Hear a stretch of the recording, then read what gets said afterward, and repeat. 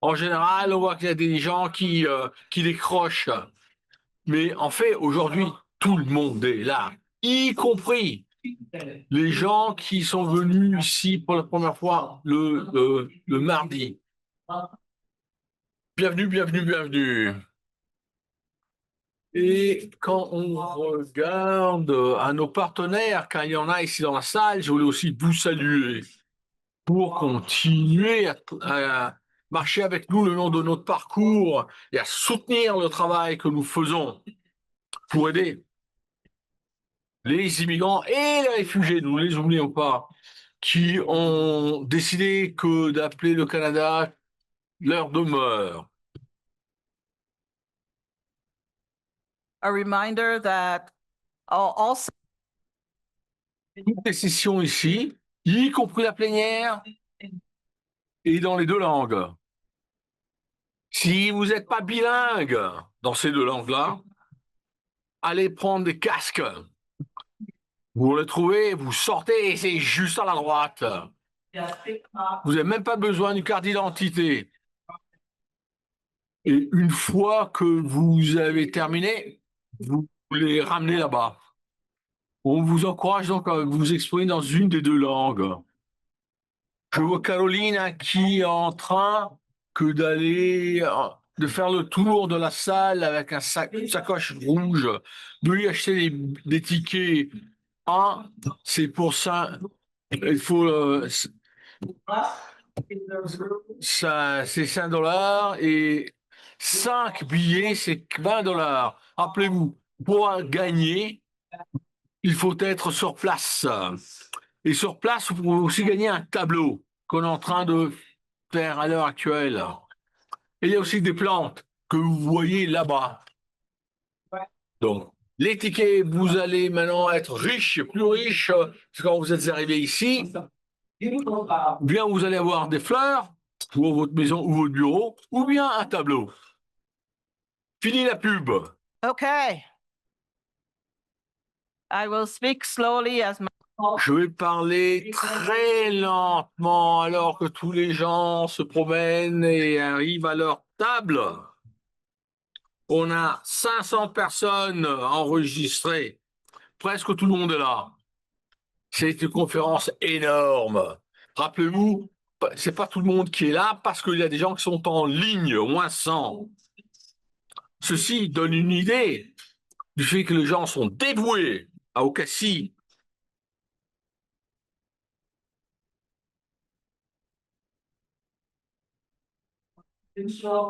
Mais il n'y a pas que ça. Les autorités municipales, provinciales et fédérales sont ici et partagent la salle avec nous. Bien. Bienvenue. Je vais chanter. Si vous m'accordez pas votre attention, je vais me mettre à chanter.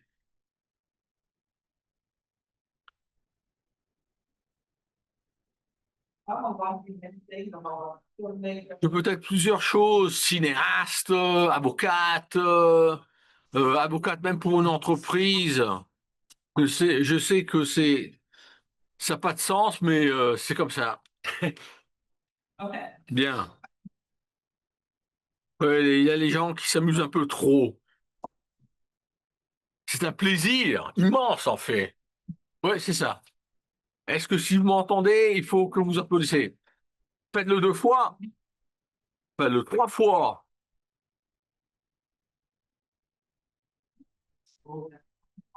C'est quelque chose que j'ai chippé de, de quelqu'un que j'aime bien, hein, et ça marche à tous les coups. C'est un plaisir énorme.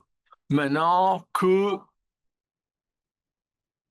de vous accueillir, est-ce qu'on en est là? On est là pour la lutte pour l'équité. Réfugiés, immigrants, sont des personnes qui maintenant se retrouvent dans un paysage très hostile, qui leur est très hostile. Probablement, vous avez vu tous les derniers sondages à cet égard. Le racisme, la xénophobie sont en train que de grimper ici au Canada. Et est-ce que les gens n'aiment plus les immigrants ici au Canada? Vous allez voir qu'avec les projets de loi C2, 104, vont vous donner une idée maintenant du changement. On va maintenant vous donner une idée du fait qu'on essaie de combattre les immigrants. Il faut maintenant voir comment nous, du secteur, on va maintenant réagir. Vous allez discuter des stratégies pour contrecarrer cette xénophobie, cette anti... cette- et c'est pour cela que maintenant j'ai le plaisir que de présenter Jordan Lacknichts, le même que Monsieur Smith. Veuillez les accueillir en applaudissant. Merci, merci beaucoup. C'est fantastique. Je suis tout en bas sur la liste là. Et, avec moi, j'ai des collègues. On va faire cela de façon très intéressante, c'est-à-dire que on va se concentrer sur le fait que nos conférenciers ont parlé pendant 5-7 minutes. Après quoi, je posais des questions à vous. Et autour de la table, vous avez un peu de temps, 10 minutes, pour discuter votre réponse à ma question, ayant écouté les conférenciers. Après quoi, vous voyez les micros qui sont au beau milieu de la salle. Envoyez quelqu'un là-bas. Soyez gentils les uns vers les autres. Quand vous courez vers le micro, n'essayez pas d'éliminer la concurrence pour arriver en premier au micro. À ce moment-là, vous pouvez aussi marquer vos commentaires sur un bout de papier ou autre, parce que il y a plusieurs genres d'experts qu'on veut écouter ici. Vous qui venez d'autour des tables, c'est une question de solidarité, c'est une question de décider quoi faire et quand. Si vous avez un commentaire, et vous avez aussi de l'autre matériel que vous pouvez coller directement sur des affiches, de façon telle que vous les montrez à tout le monde. Si c'est le cas, on va maintenant demander à Léla, elle a un titre, son titre, elle s'occupe des familles. Après quoi, c'est Jordan qui va qui va la suivre, qui s'occupe. Ah, désolé, on n'a pas entendu. Merci bien. Est-ce que tout le monde m'entend? Je m'appelle Lila Salange et je Je m'occupe des stratégies de l'innovation pour les familles. En fait, ceci signifie qu'on veut maintenant entendre les voix des communautés de façon telle qu'on peut maintenant façonner les services qu'on fournit. Ceci veut dire qu'on va maintenant être en mesure que d'améliorer et peaufiner nos services. Comme vous le savez, on fournit des services aux personnes qui ont des problèmes de développement ou qui sont des victimes de la violence, qui trouvent ces races, qui puisent dans dans la violence basée sur le sexe. Il y a aussi des questions de justice sociale et on veut y trouver un changement systématique dans nos rapports. C'est quelque chose qu'on voit au travail et on veut maintenant traduire tout cela dans des politiques. En partie, moi, je suis la directrice centrale pour la campagne 2000 qui coordonne les activités d'une centaine d'agences partout, dans tous les territoires, dans toutes les provinces. Et on a répondu à, au groupe au groupe de 99 qui a passé par la chambre basse du Parlement canadien. Et c'était la toute dernière proposition. Tout le monde a dit oui, oui, oui, oui, on veut ça. Car il fallait éliminer la pauvreté des enfants d'ici l'année 2000. Ça, c'était il y a 25 ans. La pauvreté est toujours là. Donc ça n'a pas marché. La recherche qu'on fait avec cette coalition, et ce que je dois vraiment souligner, parce que partie de la conversation est que, et ça c'est pour bâtir maintenant la solidarité avec vous, nous, ce qu'on fait, nous on fait partie de cette coalition, et nous voulons changer les choses. Et on veut aussi avoir des professionnels chez nous, qui travaillent chez nous, de façon telle qu'on puisse continuer à faire du plaidoyer pour éradiquer la pauvreté. C'est quelque chose qu'on a fait donc pendant environ 30 ans. Et après quoi, on surveille aussi ce qu'il se passe. Et on a trouvé dans nos carnets de notes, c'est que lors des dernières années, juste après la pandémie, on a eu la pauvreté qui a touché des nouveaux faits. Et, et après quoi? Parce que c'était un peu mieux avant la pandémie. Après quoi? Ouais. La pauvreté partout. On est en train de parler des 360 000 enfants qui sont tombés entre le bras de la pauvreté. Et ça, c'est une augmentation folle. Et on voit aussi les résultats de cette pauvreté qui s'est étendue partout. Et alors que ceci est arrivé, on a aussi remarqué les dettes de ces familles. Ces familles ont moins d'argent dans la poche, ils ont moins de moyens pour vivre, voire survivre, hein. Et, et c'est pour ça qu'ils se sont retrouvés sous la ligne indiquant qu'ils sont bien dans le territoire de la pauvreté. C'est quelque chose que, vous savez, euh, pour pouvoir s'en sortir, il faut qu'ils maintenant ils travaillent au moins 1000 heures de plus au taux du SMIC. Mais vous savez, c'est pas facile parce que le prix des denrées des autres produits alimentaires continue d'augmenter. La situation est très mauvaise. Et la richesse continue de se concentrer comme une centrifuge, elle va se concentrer dans cette zone, et les pauvres ne le sont pas dans cette zone. Et maintenant, on se retrouve donc, si vous voulez, avec une fracture, une lacune. Et comme on le sait, on se retrouve avec donc des groupes qui sont surreprésentés. Qui sont ces groupes? Ce sont les groupes que nous, on dessert. Et ça, c'est parce qu'il y a aussi la question, il y a aussi des autres problèmes qui les touchent. Il y a la marginalisation, le racisme. Il y a plein de barrières pour que ces gens puissent s'en sortir. Vous venez d'entendre aussi ce que disent les tout derniers rapports. En général, ils n'arrivent même pas à contacter un avocat quand ils en ont besoin. Et c'est exactement pour ça que maintenant ces groupes sont surreprésentés dans les prisons. Et est-ce que je dois vous en parler en fait? Parce que vous êtes directement en première ligne, vous les voyez ces personnes. Ce sont des familles, ce sont des gens qu'on aime, des amis, des voisins ou autres. Et dans ce cadre d'inégalité, d'anxiété économique, on, on se retrouve avec ces sentiments contre les immigrants. 58% des Canadiens pensent que le taux d'immigration dans le pays est trop élevé. On n'a jamais vu quelque chose comme ça.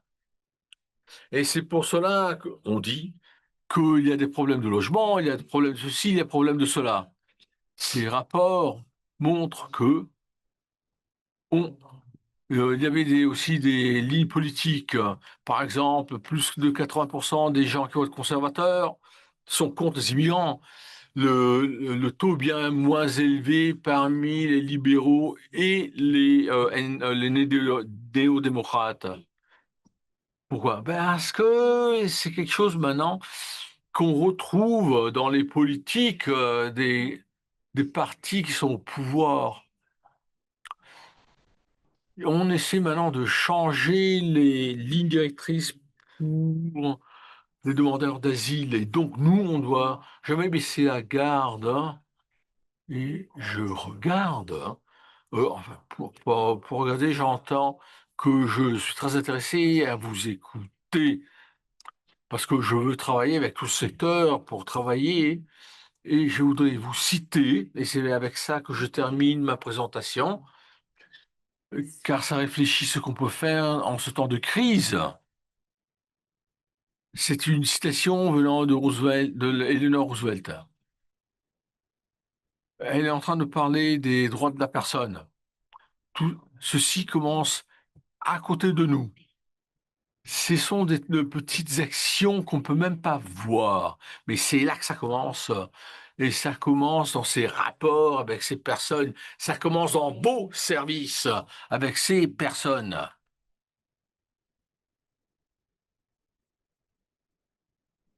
Merci bien. Merci beaucoup pour m'avoir invité. Je suis ici. En me présentant, je vais vous dire que j'ai plusieurs boulots, moi. Par exemple, j'occupe d'une fondation, celle de Progress. C'est du travail qui m'a permis de voir ce qui se passe vis-à-vis des personnes qui sont trans et vis-à-vis des immigrants en Europe. Mais il n'y a pas que ça. Je suis aussi quelqu'un qui a travaillé pendant 10 ans au Parlement à Ottawa. J'ai travaillé avec Jack Layton. Vous, vous savez, quand on commence ce genre de travail, c'est un travail qu'on commence, on peut jamais terminer. Je voudrais maintenant vous donner une idée des tendances dont je parle et aussi de ce qu'on a appris grâce aux chercheurs au sujet de comment on peut maintenant aller parler aux gens qui maintenant ont développé des sentiments contre les immigrants. Et la recherche, les études nous permettent de mieux comprendre ces gens. Ce que vous avez devant vos yeux, c'est probablement un graphique que vous avez déjà vu auparavant. Ce qu'on voit aujourd'hui, c'est d'ailleurs un changement très récent. C'est quelque chose qui a eu lieu lors des 3 dernières années, entre 2022 et 2024. On en est maintenant, quand on regarde à certains sondages, où disent que 75% des Canadiens disent qu'il y a trop d'immigrants, ou l'immigration est trop élevée. Et quand on pose la question aux Canadiens, qu'est-ce qui vous préoccupe? L'une des réponses le plus qu'on entend le plus souvent, c'est l'immigration. Surtout quand on regarde aussi au coût de la vie, au problème du logement, ben, ce qu'ils font, ils relient tout ça à l'immigration. Aussi des données qui viennent d'un autre rapport que nous avons demandé cette année-ci. On a demandé aux gens partout au pays que maintenant de nous donner une idée de quel est le genre d'immigration qu'ils pensent est la meilleure pour le pays. Et je sais qu'il y a plein de chiffres là, et c'est très clair qu'il y a un certain intérêt dans le fait qu'on veut avoir des travailleurs spécialisés. Ça, c'est quelque chose qu'on veut. On pense aussi que l'unification des familles est importante. Mais là où il y a maintenant moins d'intérêt, c'est quand on parle des temporaires, des entrepreneurs et des étudiants internationaux. Eux, ils ont la cote, la pire des cotes possibles. Voici donc la hiérarchie. Donc, ils se rendent compte qu'il n'y a pas un genre d'immigrants, il y en a plusieurs. Et maintenant, pourquoi est-ce qu'ils n'ont pas content avec les immigrants? Posez la question aux Canadiens. Pourquoi est-ce que vous êtes préoccupés? Ils vont vous dire deux choses. D'un côté, logement. D'ailleurs, ça, c'est la force motrice numéro un. Et deux, ils vont vous dire, c'est qu'ils pensent que le gouvernement n'est pas en mesure de gérer l'immigration. Ça, c'est quelque chose que vous allez entendre souvent. Il y a aussi une autre minorité de gens qui vont dire quelque chose de raciste. Nous, on n'aime pas les immigrants. Ça, vous allez l'entendre aussi. En outre, il y a aussi, on comprend que on est en train de parler de plus de 80% des gens qui disent que oui, les immigrants contribuent à l'économie canadienne, ça crève les yeux. En outre, les gens sont optimistes du fait que les gens qui viennent d'arriver sont en mesure de s'intégrer. Donc, il y a une espèce d'équilibre, si vous voulez. Donc, il y a aussi bien un côté positif que négatif. Mais une des choses qui est émergée, c'est que c'est quelque chose qui maintenant est aux conversations qui vraiment touche vraiment les partis. Il y a de nombreuses années, pratiquement tout le monde était d'accord, les immigrations, c'est bien. Et ça, c'était dans les années 70. Et quand on voit maintenant ce 82% parmi les gens qui ont voté conservateur, qui pensent qu'il y a trop d'immigrants ici au Canada, et rappelez-vous qu'il y a 8 millions de personnes, plus ou moins, ont voté conservateur la dernière élection fédérale. Donc la barre tout en haut, c'est assez imposant. On doit donc, on veut donc avoir quelque chose de plus pro-immigrant.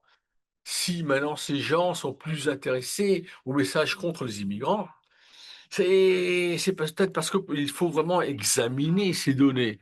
Regardons à ce que se passe en Europe, peut-être vous le savez déjà, sur comment l'immigration a maintenant changé les politiques là-bas.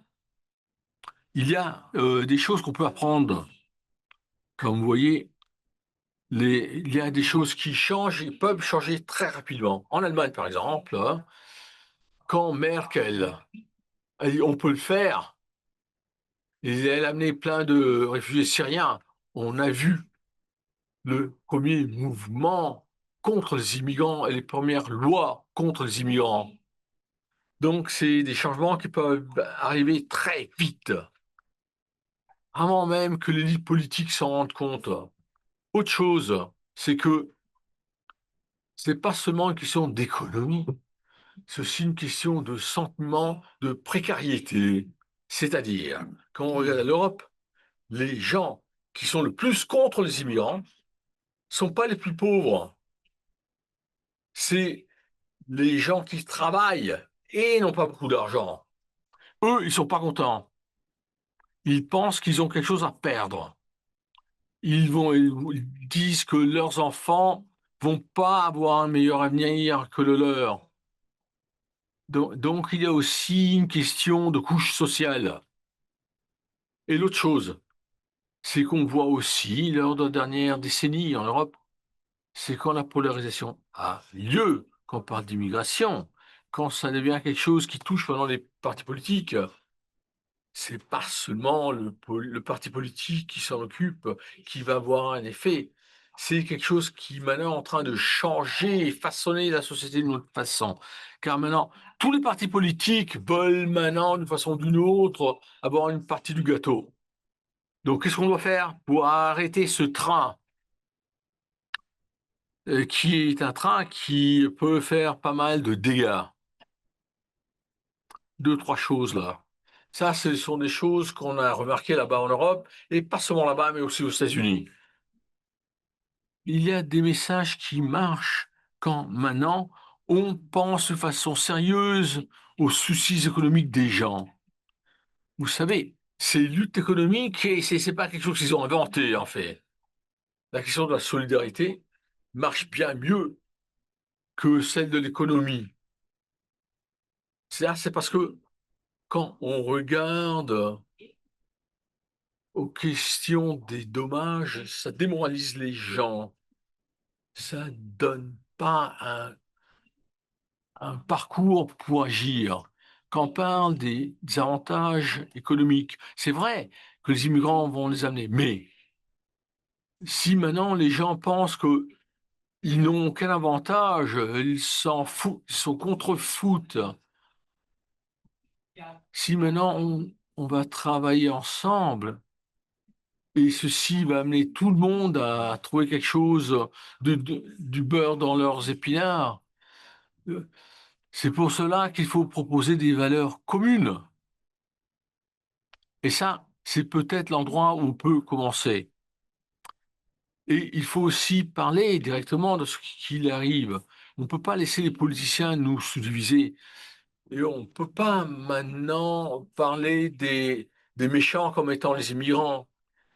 Ça peut être les employeurs qui cherchent quelqu'un qui coûte moins. Ça peut être des gouvernements qui font si que on peut exploiter les immigrants.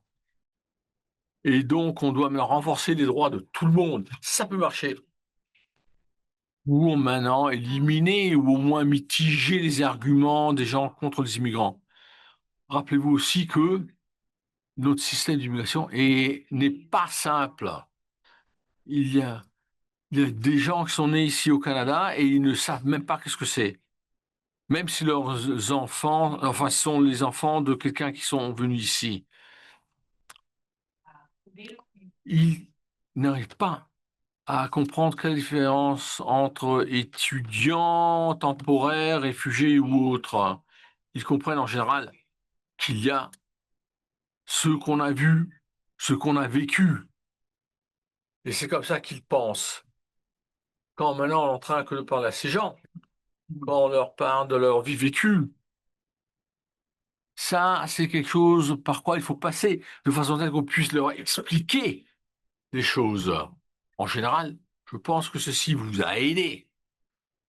Quand on va maintenant essayer que de retrouver un consensus autour de la question de l'immigration. Regarde ce qui se passe en Europe. Et c'est pas ça qu'on veut ici. C'est à toi? Ouais. Merci à vous deux. C'est une époque difficile. J'ai dit qu'on allait vous envoyer quelques questions. Vous avez environ 10 minutes pour avoir une conversation. Non, s'il vous plaît. Et après, vous nous parlerez et voir comment on peut se mobiliser individuellement à l'intérieur de la communauté. Pardon.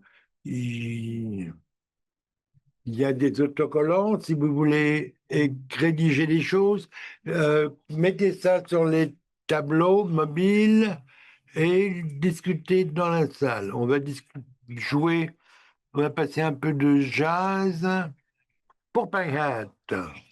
La première question, comment est-ce qu'on peut réimaginer les systèmes de soutien individuellement dans les communautés, non seulement pour supprimer la pauvreté, mais traiter les causes du contre-coup, de la perception par rapport à l'immigration. Comment est-ce qu'on peut faire ça ensemble?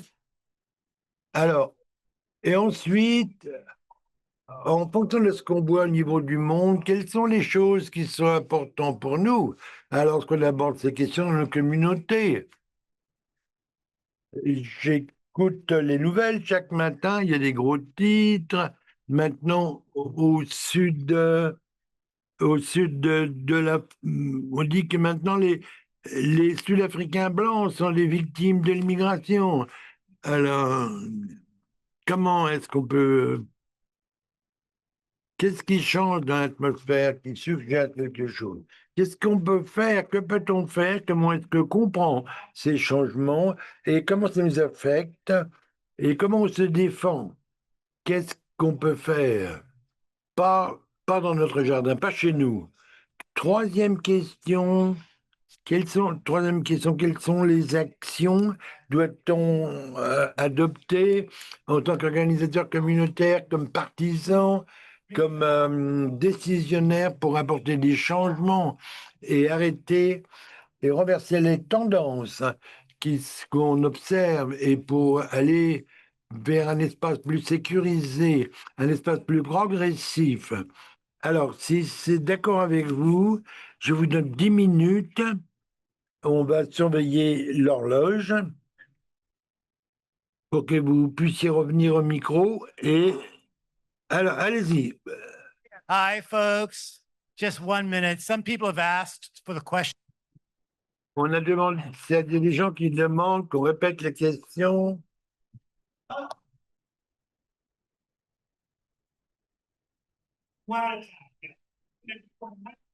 Alors, une à la fois.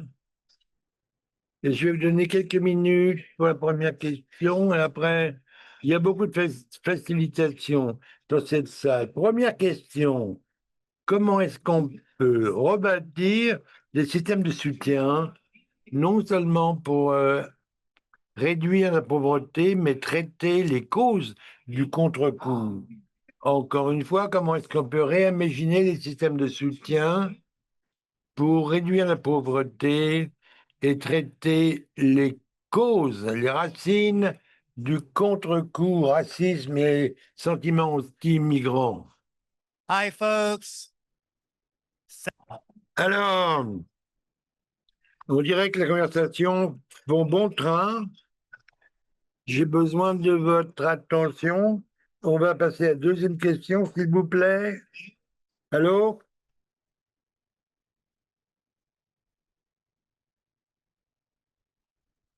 Alors,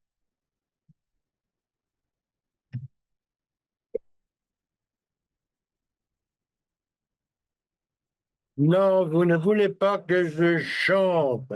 Mon fils peut chanter, mais pas moi. Désolé. Alors, il faut passer à la deuxième question. Alors, deuxième question. Et on va limiter à 2 questions parce que la troisième question est qu'est-ce qu'on fait? Mais ça fait partie des 2 premières. Alors, quelles sont les choses qui sont importantes pour nous à comprendre? Qu'est-ce qu'il faut comprendre pour, à propos de ces connexions? Revenus, précarité, l'incertitude d'une période d'inconnu, les tarifs avec les États-Unis, les changements de le gouvernement, et ainsi, etc. Le sentiment anti-immigrant grandissant. Qu'est-ce qu'on doit comprendre pour remettre en question tout ça? Comment est-ce que ces gens, c'est de comprendre les sentiments d'insécurité économique et ainsi de suite. Euh, alors,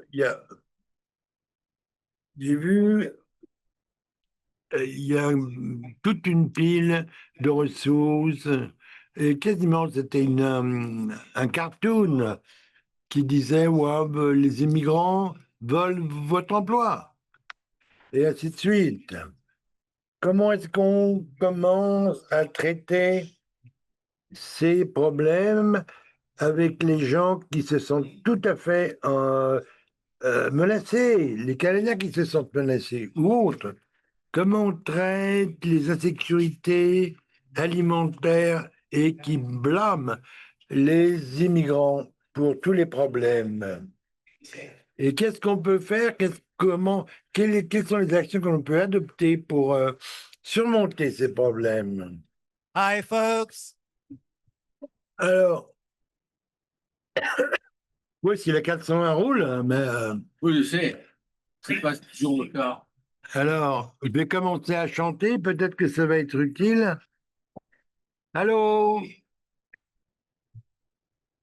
Je suis content de voir que toutes les gens discutent allègrement. Hi, everyone. Hi. Allô, allô. Alors, on va vous écouter. Dites-nous ce que vous pensez. Il y a des micros mobiles, des micros baladeurs. Et ce que je vais vous demander, encore une fois,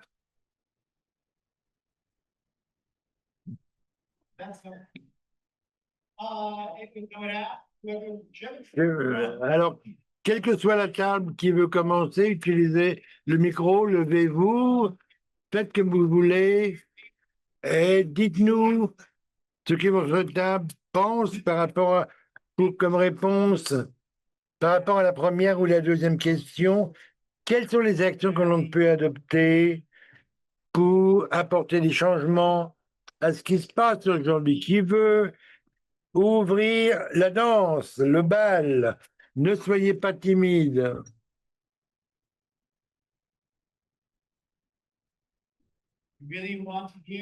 On veut vraiment vous entendre. Ah, on a quelqu'un qui se lève. Excellent.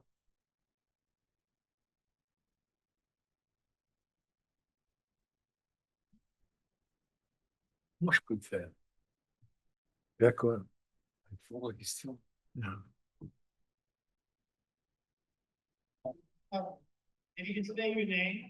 Alors, présentez-vous, s'il vous plaît, Mohamed. Sens de Sault-Sainte-Marie. J'ai combiné les deux questions.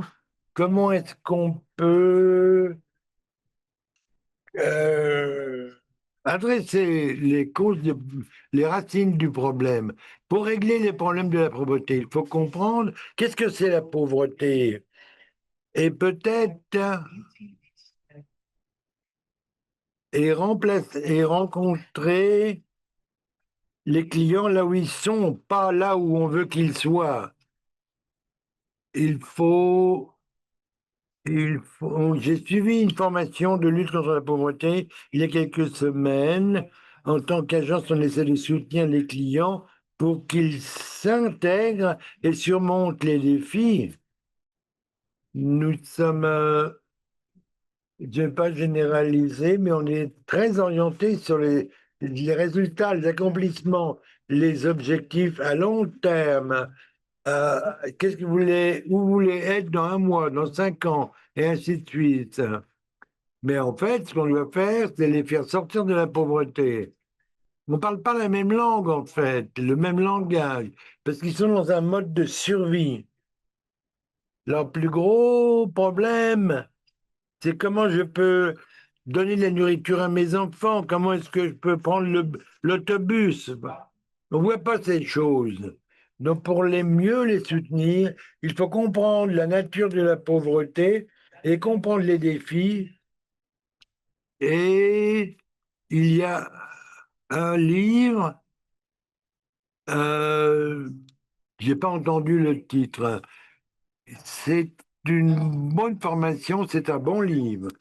Il faut comprendre le problème. Lorsqu'on parle de pauvreté, on se concentre sur les aspects financiers. Bien sûr, c'est le plus gros défi, mais il faut se comprendre les ressources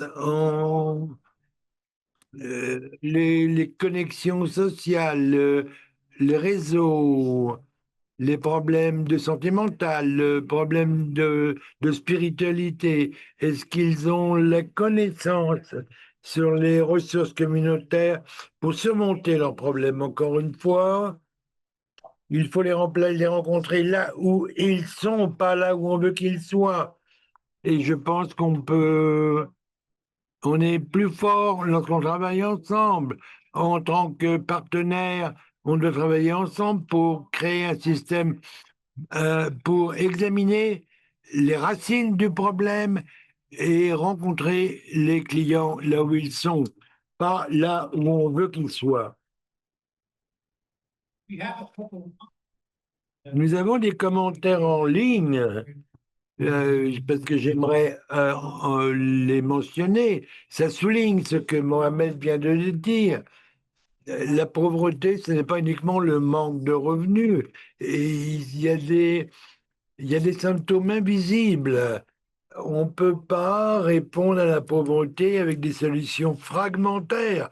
Et la question, c'est pas uniquement comment aider les pauvres, mais comment arrêter de produire la pauvreté.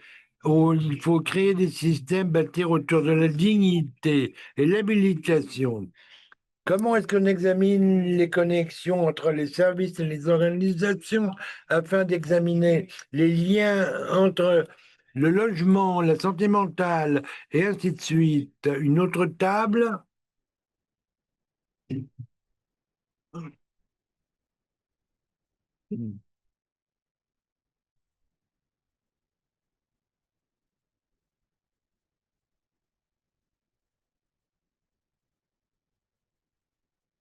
Alors, on a des problèmes de trafic. Megan, je suis du sud de l'Ontario, Northern.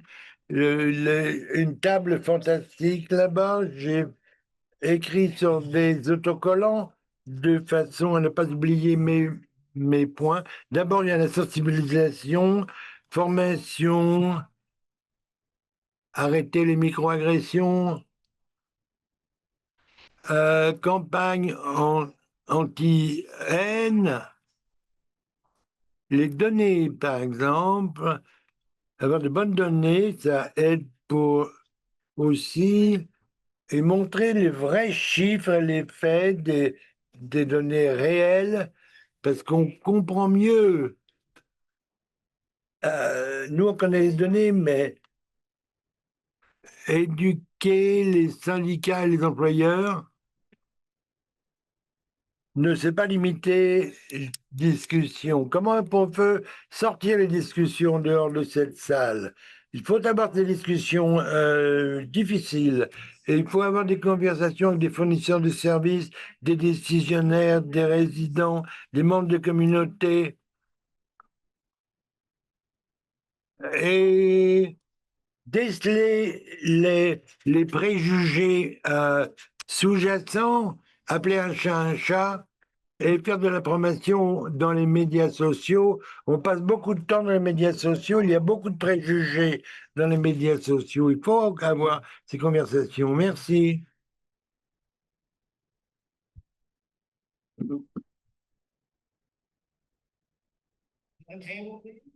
Une autre table.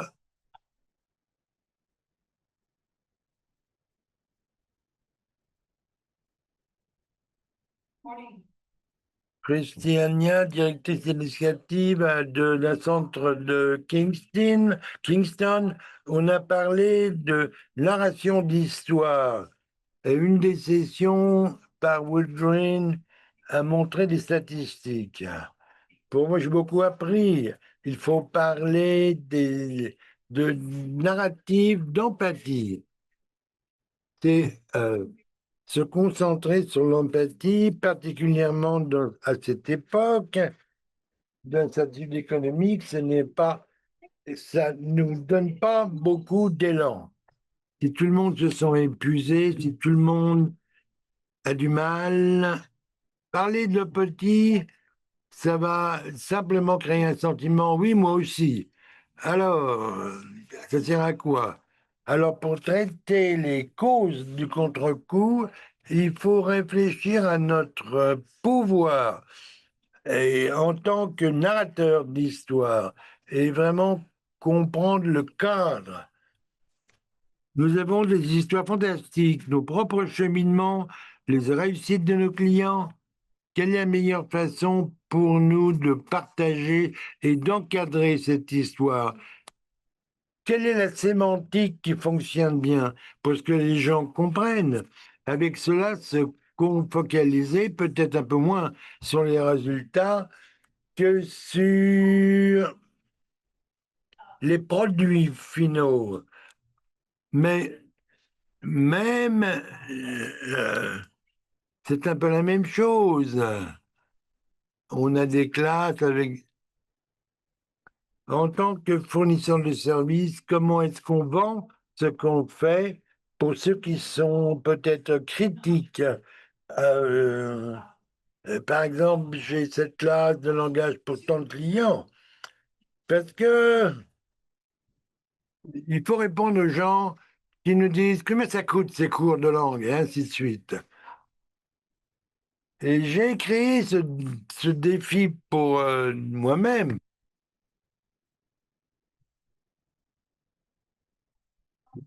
Mais il faut aussi regarder aux résultats de ce que nous on fait, donc pas seulement ce qu'on fait, mais les résultats de ce qu'on fait. Merci, merci, merci, merci.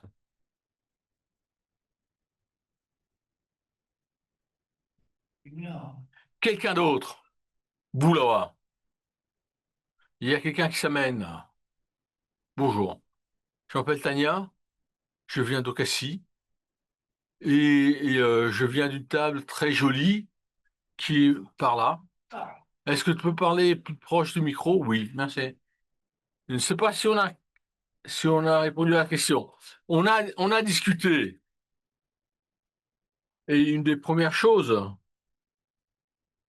qu'on s'est dit, c'est qu'il fallait comprendre l'historique canadien. Tout d'abord, l'immigration a fourni une force travail qui coûte moins cher. On a fait de tout. On les a amenés, on les a ramenés, on les a déportés, on les a incarcérés, on a fait de tout. Et on a, il faut maintenant comprendre comment on doit faire si que l'État même devient responsable dans les questions. Ça fait partie de la dynamique qui a créé le racisme vis-à-vis des immigrants.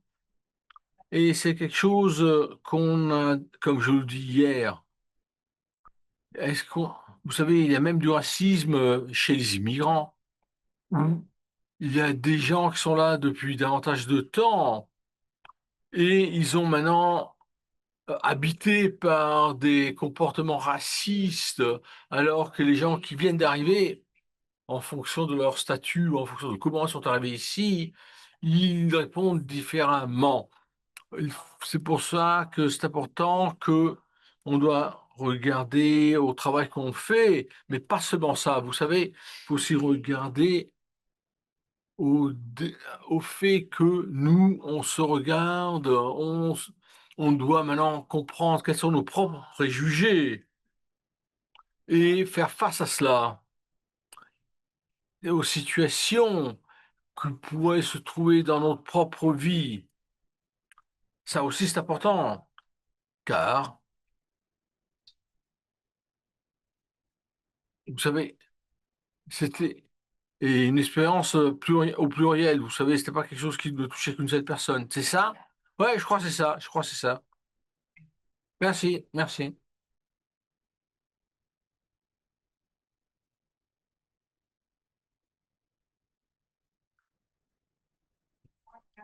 Bonjour tout le monde. Je vais essayer maintenant que de m'exprimer de façon qui exige un certain courage. On me dit que je n'ai aucun problème, mais en fait, c'est pas toujours le cas. Je m'appelle Barlaro Badja et je m'occupe des infirmières. Je suis une infirmière moi-même et j'ai immigré au Canada. Et ce que je vois, c'est la force de l'empathie qui me permet que de parler des autres personnes. C'est le fait qu'on rêve d'aller ailleurs, s'établir. C'est pour ça que quand j'ai fait mes valises en 1999, j'ai quitté le Liban natif pour venir ici. Et puis, je pensais que je me trouvais chez moi. Et ça va être aussi chez moi pour mes enfants. Et, et j'ai dit à mes enfants, tu vas maintenant te marier avec quelqu'un qui est ici. Donc toi, tu dois maintenant faire quelque chose ici. Moi, en tant que grand-mère, je vais être auprès de mes... Et il y a eu un lapsus que je ne vais pas répéter. Je vais être auprès de mes petits-enfants. Elle a dit petit merde, petite merde. Mais c'est en fait petit-fils. On veut contribuer. On veut maintenant être économiquement stable. Et pas seulement économiquement, on veut avoir une stabilité économique, sentimentale, émotionnelle. Et on va pas pouvoir le faire. Et si on n'a pas nous-mêmes, on va pas être en mesure que de rendre les nouveaux immigrants autonomes. Donc, je suis ici avec un livre dans ma main. C'est la liste de ce que moi et mon équipe, nous avons fait.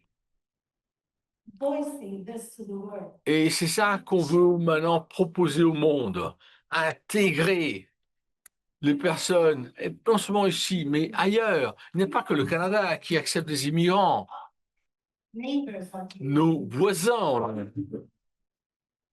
c'est, nous, nous avons enseigné aux autres. Si maintenant les gens disent qu'il n'y a pas d'organisation pour établir les personnes, hein, j'étais en Europe cet été-ci, et je les remercié parce qu'ils m'ont dit, tu dois aller là-bas et leur parler. Et par exemple, le chauffeur de taxi qui m'a qui, qui m'a amené au Congrès, il était un immigrant d'origine africaine. Il m'a dit,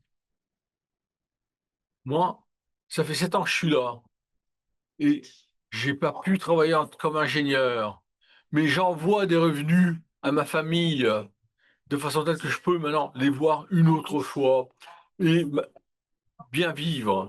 Donc c'est un sens maintenant que d'appartenir quelque part. Et on a besoin de ça. Si on n'a pas ce sens d'appartenance, je ne vais pas être ici. Après arriver sur Canada, je refais mes valises et je repris l'autre avion pour revenir, pour retourner là-bas. C'est important que d'avoir ce sens d'appartenir. Merci pour avoir enseigné les infirmières et moi de façon telle que moi je peux le faire pour des autres personnes. Ça, c'est l'histoire, ça, c'est l'empathie, ça, c'est ce qu'il faut garder à l'esprit. Et vous savez, si vous voulez, le livre, il est disponible en ligne.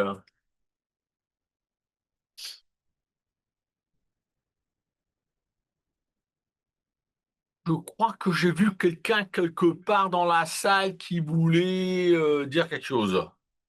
Vous là-bas. Oui, tout à fait.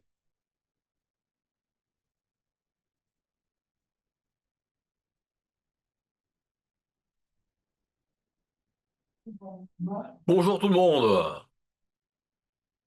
J'ai des idées là que je voudrais partager.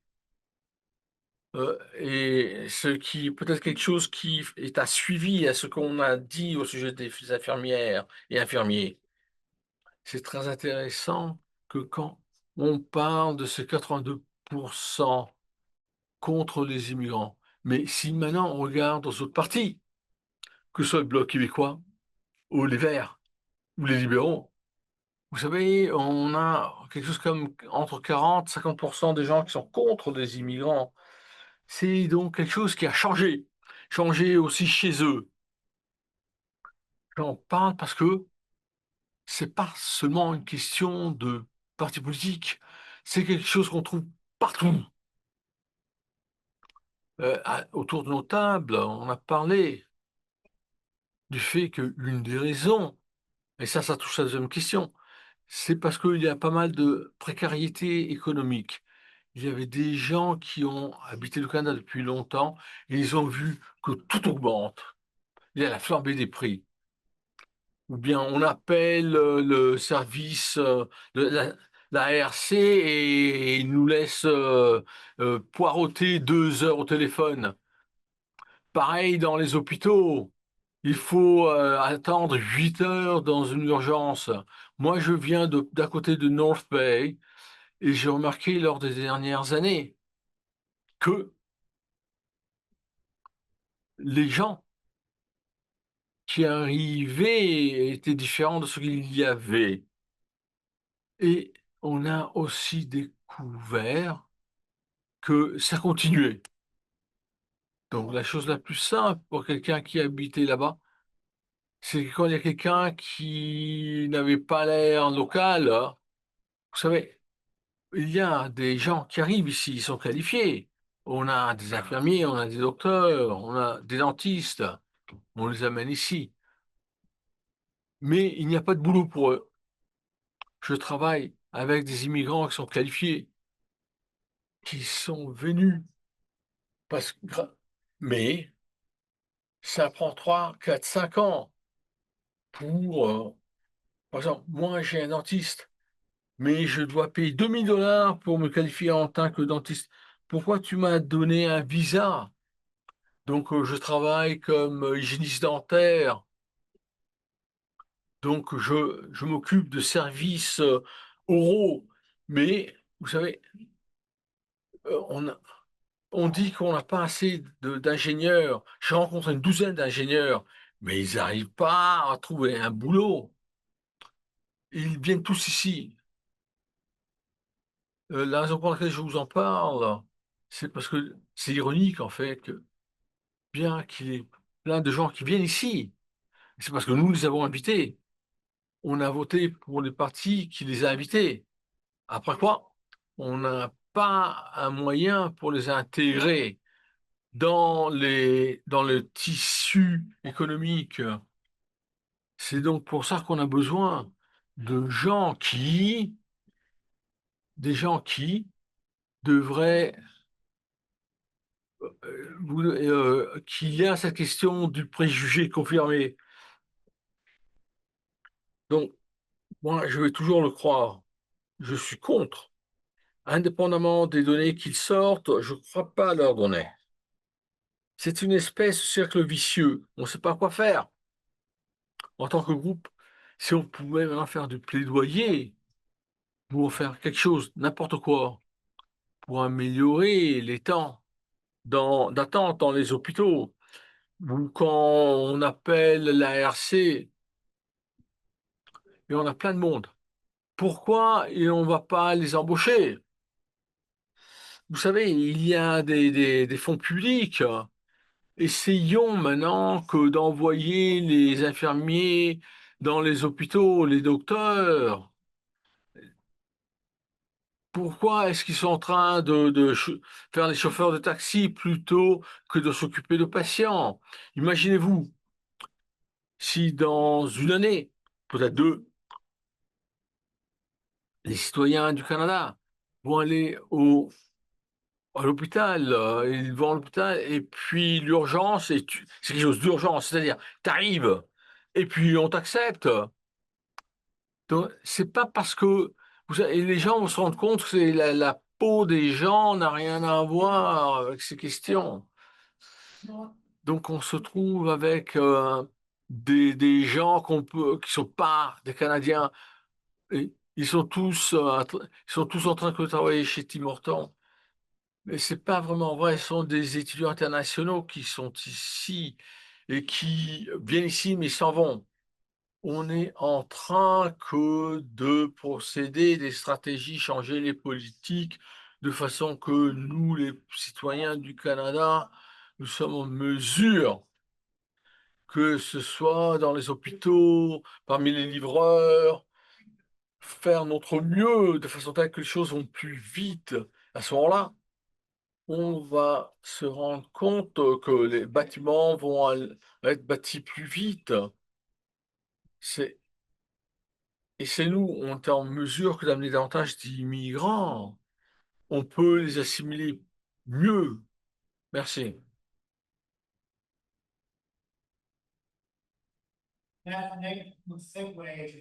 Et maintenant, ceci nous permet d'aller regarder ce qu'on a remarqué en ligne.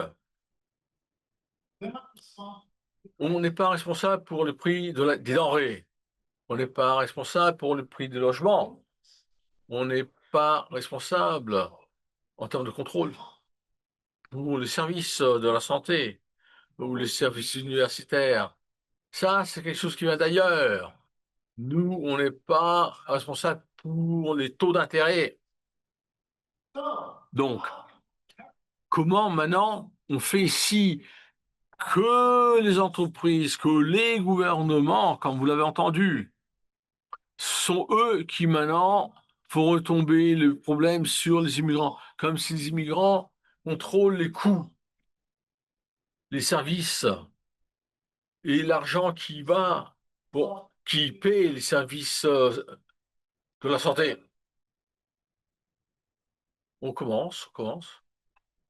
Bien, merci pour tous ces commentaires qui illustrent la diversité des talents qui existent. Moi, ce que je dirais, c'est que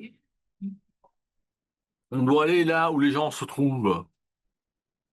Pour le faire, pour changer les politiques, il faut C'est toujours comme ça qu'on fait les choses. Quand on regarde à ce qui marche et à ce qui pourrait constituer une solution, c'est qu'on parle comment les luttes des immigrants sont maintenant intégrées dans le fait qu'on est là pour fournir des meilleurs services aux gens, des meilleurs salaires, de l'argent pour se permettre un logement. Regardez aussi l'exemple des travailleurs dans la santé.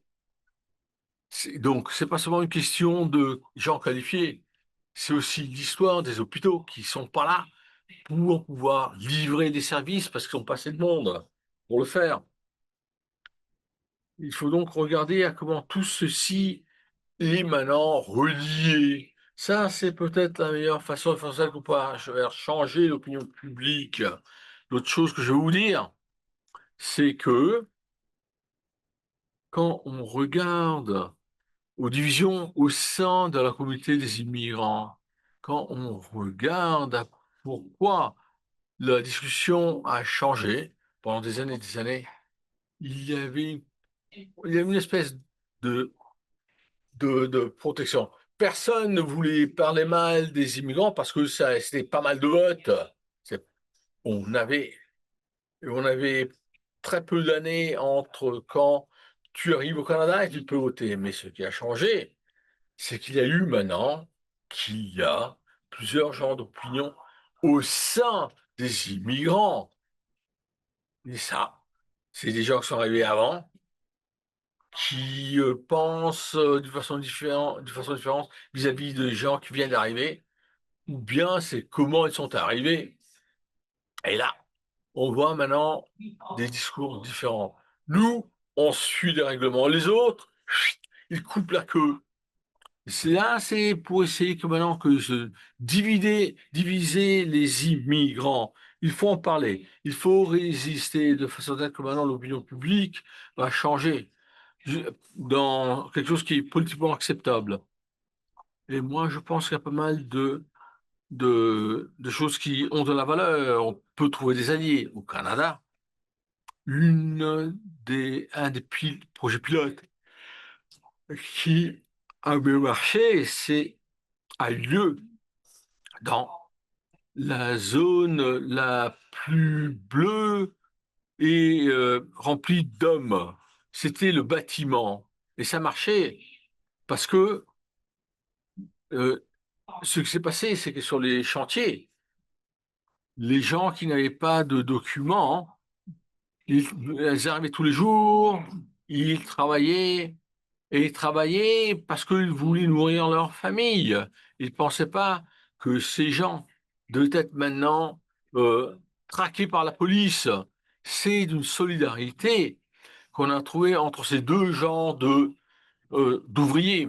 Et ça a bien marché pour régulariser le tout dans un paysage politique très hostile. C'est quand on parle de tout cela, c'est pas seulement une question d'avantages économiques. On parle de personnes qui doivent comprendre la valeur de l'immigration. Il y a des gens qui ne la comprennent pas, par exemple.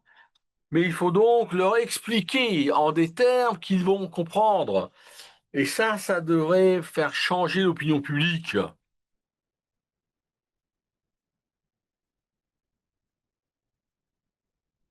Merci. Merci beaucoup.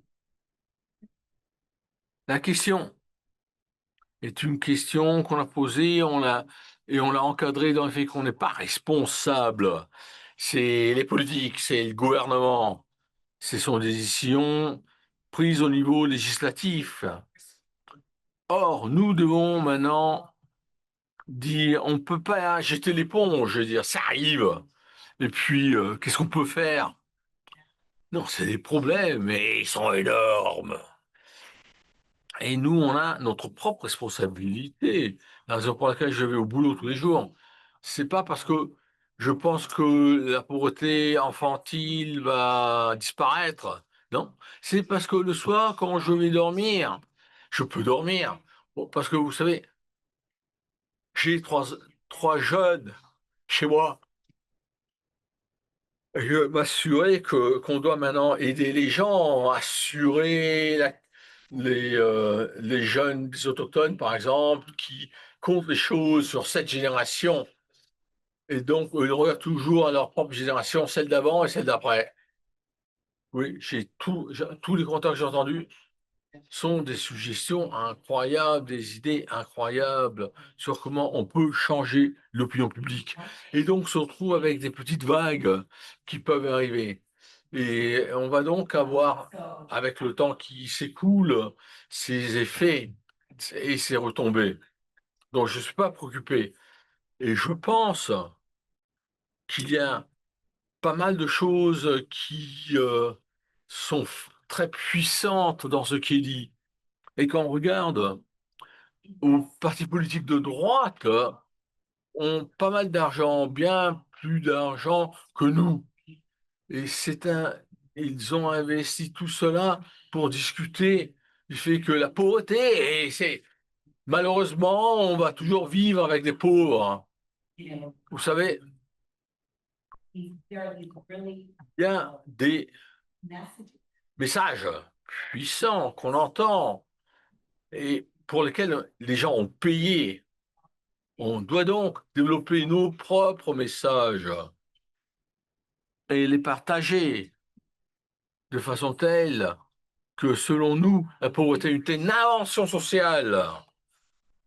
Et de même que toute la question de l'immigration, des changements, des gros changements, n'arrivent pas avec la législation. Non, ça vient de notre travail de plaidoyer. C'est quelque chose qui arrive dans les communautés, de la façon par laquelle les gens se rencontrent. Et nous, ensemble, on a une voix commune. C'est ça qu'on fait chez nous dans la campagne 2000 pour aller parler aux autres gens, pas seulement les gens à qui on parle en général, mais partout dans le secteur. On parle à 45 organisations. Et d'ailleurs, vendredi, vous savez, c'était la journée internationale pour éliminer la pauvreté. Il y avait 45 organisations qui étaient là et qui étaient là. Et ça a attiré des centaines de personnes. Et c'est exactement ce qu'on est en train de faire ici, aujourd'hui, devant vos yeux. On a donc une responsabilité qui va nous permettre de non pas penser à la précarité, mais plutôt que de penser à l'abondance, à l'opulence, et de façon à ce qu'on puisse maintenant être là et ne jamais laisser quelqu'un dépérir ou le long de la touche. On ne peut pas le faire. Ça, c'est ma réponse.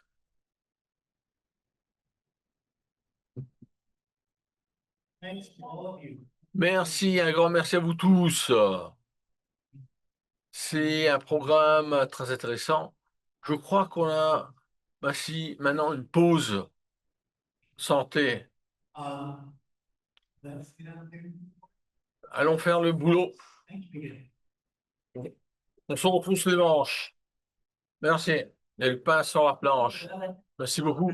Et on remercie les conférenciers et l'animateur, Charles. Donc rappelez-vous, 11 heures, vous devez rendre les clés des chambres. Si vous ne l'avez pas encore fait, allez-y. Vous pouvez aussi sortir. Vous pouvez visiter la foire. Rappelez-vous qu'il y a un sondage. Ne laissez pas les pages blanches. Remplissez tous les sondages, y compris le sondage sur la santé mentale. Évaluez. Il y a aussi une nouvelle session qui va commencer à 10h45.